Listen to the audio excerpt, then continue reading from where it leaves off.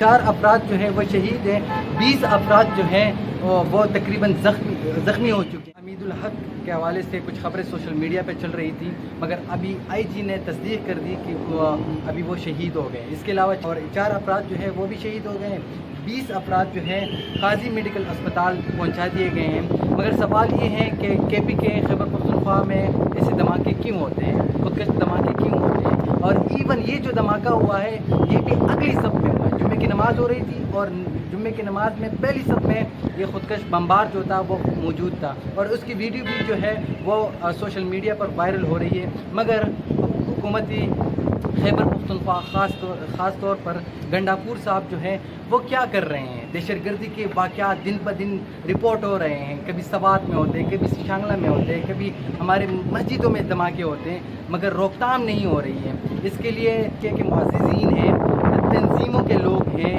ہمارے مشران ہیں، ان کو نکلنا چاہیے۔ کب تک ہمارے جو بہنیں ہیں وہ بیوہ ہوگی، ہمارے جو بھائی ہیں وہ شہید ہوں گے، کتنے قربانیاں ہم دیں گے؟ ہم نے ہمیشہ قربانیاں دی ہیں، مگر اب جو ہے اب اس کا روک تھام ہونا چاہیے۔ بہت ہی افسوسناک واقعہ ہے، اور تقریباً افراد جو ہیں وہ شہید ہیں، 20 افراد جو ہیں وہ تقریباً زخمی ہو چکے ہیں۔ بہت ہی افسوسناک بھی ہے اور بہت ہی دلخراش بھی ہے، اور حکومتی خیبر پختونخوا پر یہ سوال نشان